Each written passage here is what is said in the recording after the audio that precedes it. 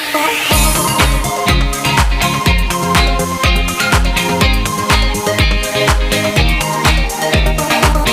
very good morning to all of you. Welcome back to the online study of Max Rewind. As you know, we have completed our essay first, and so from today we will start our FA second syllabus. And FA second के syllabus में आज मैं आपको science first पढ़ा रही हूँ. Science first का आपका chapter number 6 combustion and flame.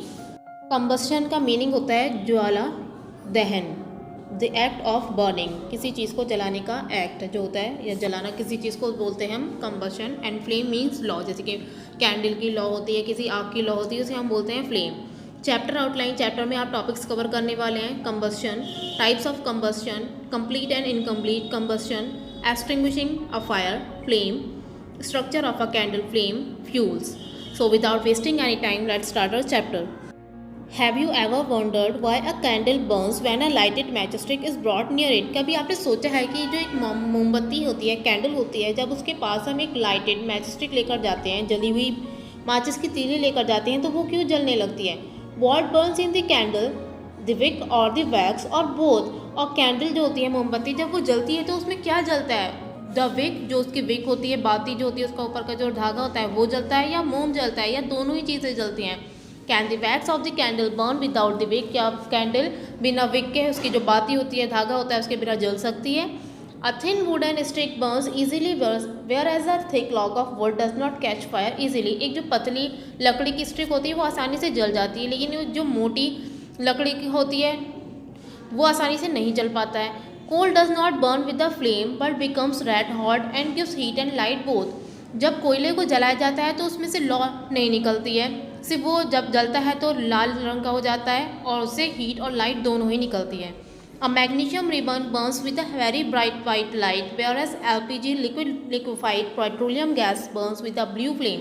जब एक मैग्नीशियम रिबन को जलाया जाता है तो उससे बहुत चमकीली वाइट कलर की लाइट निकलती है, और जबकि एक LPG means liquefied petroleum gas जो हमारे गैस में होती है, हमारे गैस सिलेंडर जो घर में होते हैं उसमें उसे एलपीजी बोलते हैं, जब उसे जलाया जाता है तो उसमें से ब्लू फ्लेम निकलती है.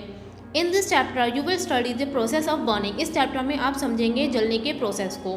The kind of flame produce during burning, और किस तरीके की फ्लेम निकलती है किसी चीज़ को जलाने से. And the role of different kinds of fuels in the process of burning, और अलग अलग तरीके का जो फ्यूल होता है उसका क्या रोल होता है बर्निंग के प्रोसेस में. सो नेक्स्ट टॉपिक है हमारा फर्स्ट, इसमें कंबस्शन, ज्वाला या act of burning. Combustion is a chemical process of burning of a substance in the presence of air or oxygen with the liberation of heat and light.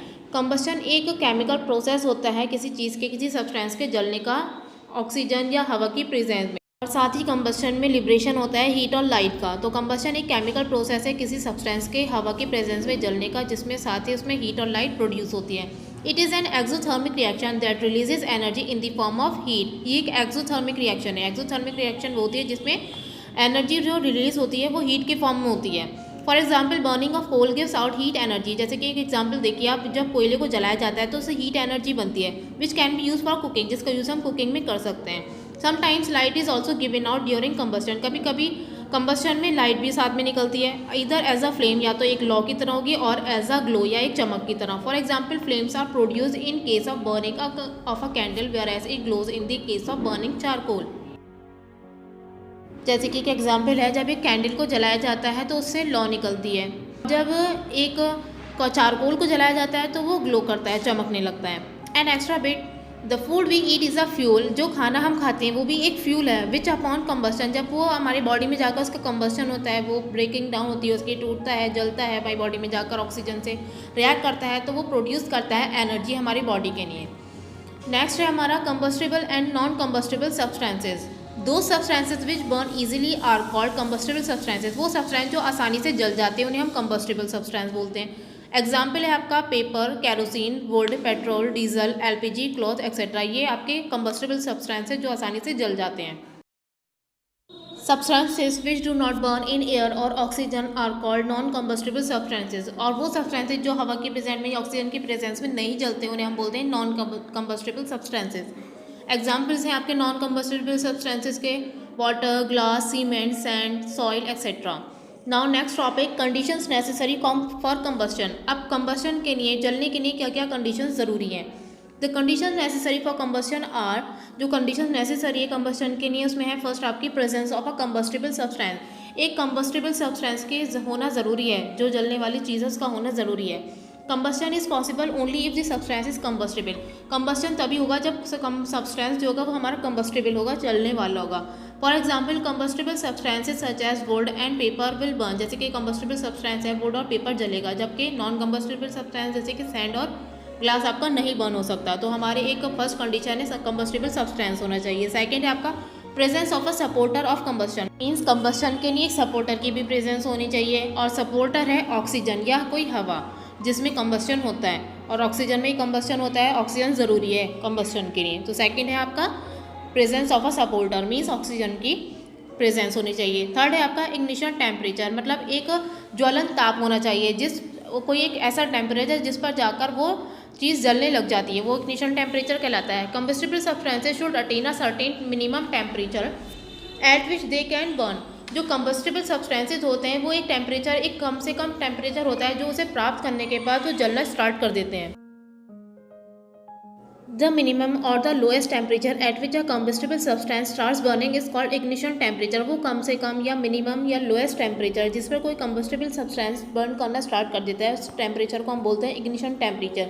For example white phosphorus spontaneously catches fire at an ignition temperature between 30 degree Celsius and 35 degree Celsius, जैसे कि example है आपका white phosphorus खुद ही जलना start हो जाता है, खुद ही वो आग पकड़ लेता है जब उसका इग्निशन टेम्परेचर 30 डिग्री सेल्सियस से 35 डिग्री सेल्सियस के बीच आ जाता है। जब उसका टेम्परेचर 30 से 35 डिग्री सेल्सियस के बीच हो जाता है तो हमारा जो वाइट फॉस्फोरस होता है वो खुद जलना स्टार्ट हो जाता है, क्योंकि इसका इग्निशन टेम्परेचर होता है 30 डिग्री सेल्सियस जिस पर फॉस्फोरस जलना स्टार्ट हो जाता है। However, the ignition temperature of wood varies between 250 degree Celsius and 300 degree Celsius, जबकि जो इग्निशन टेम्परेचर होता है लकड़ी का वो अलग अलग होता है, अलग अलग लकड़ी के लिए। किसी का 250 डिग्री सेल्सियस पर होता है, जब टेम्परेचर किसी लकड़ी का 250 डिग्री सेल्सियस हो जाएगा तो तब स्टार्ट हो जाएगा, किसी का 300 डिग्री सेल्सियस होता है। तो substances such as wood and paper are combustible, जबकि हालांकि जो सब्सटेंस वुड और पेपर है कंबस्टिबल हैं, they do not spontaneously burn at room temperature, वो रूम टेम्परेचर पर जो हमारा रूम का टेम्परेचर होता है उस पर खुद ही नहीं जलते हैं।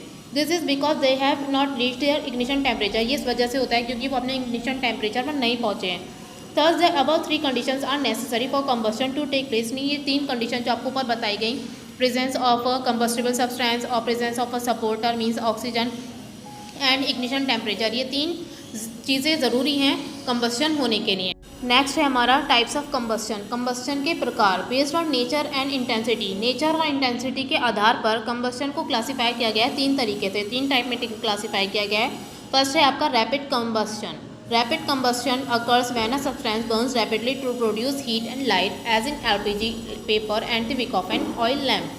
सेकेंड है हमारा स्पॉन्टेनियस कंबस्शन। स्पॉन्टेनियस कंबस्शन तब होता है जब कोई सब्सटेंस अचानक से खुद जलना स्टार्ट हो जाता है, उसे गर्म नहीं किया गया है, बिना गर्म किए ही वो जलना स्टार्ट हो जाता है। जैसे कि एग्जाम्पल है फॉस्फोरस का, वाइट फॉस्फोरस का इग्निशन टेम्परेचर होता है 35 डिग्री सेल्सियस, इस टेम्परेचर पर वाइट फॉस्फोरस जलना स्टार्ट होता है। जब हमारे रूम का टेम्परेचर 35 डिग्री सेल्सियस से ऊपर चला जाता है तो वाइट फॉस्फोरस खुद ही बर्स्ट हो जाता है फ्लेम्स में, उससे लपटें निकलने स्टार्ट हो जाती हैं, तो इसे बोलते हैं हम स्पॉन्टेनियस कंबस्शन। थर्ड है हमारा एक्सप्लोजन, विस्फोट, a process of combustion where large amount of gases are evolve with the production of a tremendous amount of heat, light and sound is called explosion.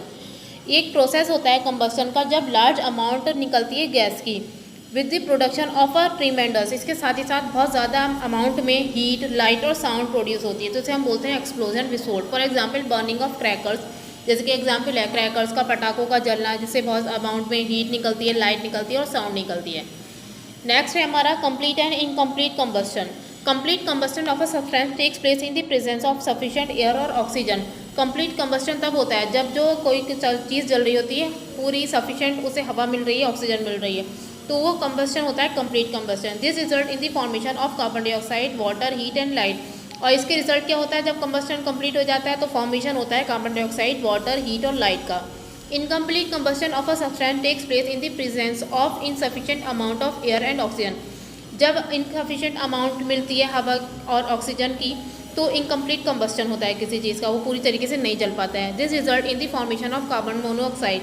तो इसमें क्या होता है, किस चीज़ का फॉर्मेशन होता है, कार्बन मोनोऑक्साइड गैस का, सूट, वाटर, हीट और लाइट का। सूट बोलते हैं कालिक को। तो ये सब चीज़ें बनती हैं इनकम्प्लीट कंबस्शन में। नेक्स्ट है हमारा एक्सटिंग्विशिंग अ फायर, आग को बुझाना। A fire can B fatal if not controlled on time with appropriate methods. एक आग जो होती है वो भयानक हो सकती है अगर उसे हम टाइम पर कंट्रोल नहीं करें, अप्रोप्रिएट मेथड से उसे ना बुझाएं तो। Every city has a fire station which is equipped with all the fire fighting equipment. Her city में एक फायर स्टेशन होता है जिसमें सारे इक्विपमेंट्स होते हैं फायर फाइटिंग के लिए, आग को बुझाने के लिए। Many a time homes, forest, shops etcetera catch fire. कभी कभी ऐसा होता है, बहुत बार ऐसा हो जाता है कि आग लग जाती है घरों में, शॉप्स में या फॉरेस्ट में। In such cases it becomes necessary to put off the fire, otherwise it may cost huge monetary loss और लॉस ऑफ लाइफ। और इस केस में आग को बुझाना ज़रूरी हो जाता है, वरना इससे बहुत ज़्यादा अमाउंट में पैसों का और इंसान की ज़िंदगी का भी लॉस हो सकता है। फायर ब्रिगेड और fireman are experts in controlling fire by using fire extinguisher. Fire brigade या फायरमैन बोल सकते हैं, ये एक्सपर्ट होते हैं आग को कंट्रोल करने में by using fire extinguisher, fire extinguisher का यूज़ करके। We have learn that there are 3 essential condition for combustion producing fire. हमने ये अभी सीखा कि 3 कंडीशन ज़रूरी होती हैं कंबस्शन के लिए, किसी चीज़ को जलने के लिए। सो if one or more of these conditions are not fulfilled the fire will be extinguished. So अगर हम इनमें से एक या कोई एक से ज़्यादा कंडीशन को ख़त्म कर दें, कम कर दें, तो आग खुद ही बुझ जाएगी। Therefore fire can be extinguished by either of the following ways. इसलिए हम आग को इस 3 तरीकों में से, इन तरीकों में से किसी भी एक तरीके को फॉलो करके बुझा सकते हैं। फर्स्ट है आपका by removing the combustible substances from the place and the surrounding areas. First में आपको क्या करना होगा, या तो आप कंबस्टिबल सब्सटेंस जो जलने वाली चीज़ है उसको उस जगह से हटा दें या सराउंडिंग एरिया से हटा दें। सेकेंड है by cutting the supply of the supporter of combustion. जो कंबस्शन का सपोर्टर है मीन्स हमारा एयर, ऑक्सीजन, इसकी सप्लाई को हम कट कर दें तो आग बुझ सकती है। थर्ड है आपका bye lowering the temperature of the burning object below it's ignition temperature. और जो बर्निंग सब्सटेंस है, बर्निंग ऑब्जेक्ट है, उसका इग्निशन टेम्परेचर, जो ज्वलन ताप है, उससे कम कर दें उसे, तो वो आग बुझ सकती है। The most common methods are using water and using fire extinguisher. जो मोस्ट कॉमन मेथड होते हैं आग को बुझाने के वो हैं पानी और फायर एक्सटिंग्विशर। जो रेड कलर का हमारा सिलेंडर होता है इसमें फायर एक्सटिंग्विशर बोलते हैं, तो इसका यूज़ करके आग को बुझाया जाता है। तो फर्स्ट है इसमें आपका water. You must have seen fire brigade spraying water under pressure to extinguish a fire. आपने देखा होगा जो फायर ब्रिगेड्स होते हैं वाटर पाइप से बहुत ज़्यादा प्रेशर के साथ पानी स्प्रे करते हैं। It is the most common fire extinguisher which cools the combustible substance below it's ignition temperature. ये सबसे कॉमन मेथड है फायर एक्सटिंग्विशर का आग बुझाने का, जो कंबस्टिबल सब्सटेंस के इग्निशन टेम्परेचर को कम कर देते हैं, उसे ठंडा कर देते हैं। The water vapour also surround the combustible material. जो वाटर वेपर होती है वो भी कंबस्टिबल सब्सटेंस के चारों तरफ लग जाती है and cut off the supply of air. और इस तरीके से हवा की सप्लाई बंद हो जाती है। और पेपर और वुड से लगी आग को बुझाने में पानी अच्छे से वर्क करता है। और पानी का यूज़ ऑयल, पेट्रोल लगी आग को बुझाने में नहीं किया जा सकता, क्योंकि हैवी होता है पानी, इस वजह से वो नीचे बैठ जाता है। और जो ऑयल होता है वो हल्का होता है, वो ऊपर तैरता रहता है।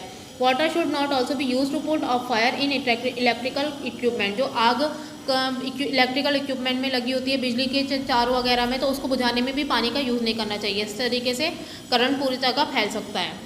सेकंड है आपका फायर एक्सटिंग्विशर्स। फायर एक्सटिंग्विशर्स का यूज़ करके, जो फायर एक्सटिंग्विशर के सिलेंडर्स होते हैं उनका यूज़ करके आग को बुझाया जा सकता है। A portable device which is often use to extinguish accidental fire is called a fire extinguisher. एक पोर्टेबल डिवाइस होती है जिसे हम आसानी से इधर उधर ले जा सकते हैं, जिसका अक्सर यूज़ किया जाता है एक्सीडेंटल फायर को बुझाने के लिए, उसे बोलते हैं fire extinguisher.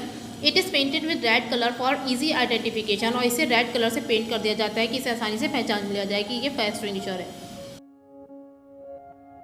Since sometimes it is not possible to remove all the combustible substances from the place of fire, the function of the fire extinguisher is mainly to bring down the ignition temperature of the burning substances and it also helps to cut off the supply of air to the fire. कभी कभी ये possible नहीं होता है कि जो सभी combustible substances हैं उसे आग की जगह से हम अलग कर दें। तो function of fire extinguisher is mainly, जो फंक्शन होता है फायर एक्सटिंग्विशर का वो मेनली होता है इग्निशन टेम्परेचर को कम कर देना। जो जलती हुई चीज़ है उसके इग्निशन टेम्परेचर को कम कर देना, और ये कम हवा के सप्लाई को भी बंद कर देता है, जिससे आग बुझ जाती है। 2 common types of fire extinguishers are soda acid fire extinguisher and carbon dioxide fire extinguisher. 2 common type के फायर एक्सटिंग्विशर है, एक होता है आपका सोडा एसिड फायर एक्सटिंग्विशर और एक होता है carbon dioxide fire extinguisher. First है आपका सोडा एसिड फायर एक्सटिंग्विशर।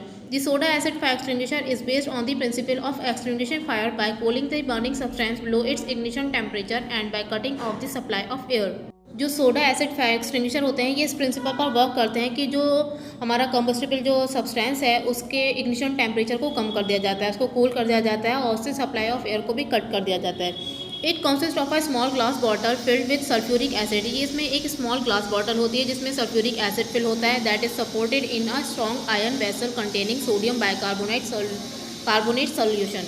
और इसे सोडियम बाइकार्बोनेट के सॉल्यूशन के सपोर्ट के साथ एक स्ट्रॉन्ग आयरन वेसल में रख दिया जाता है। और जब इसके नॉब को दबाया जाता है तो जो बॉटल जिसमें आपका एसिड होता है वो ब्रेक हो जाता है और कार्बन डाइऑक्साइड निकलने लगती है by the action of the acid on soda baking soda.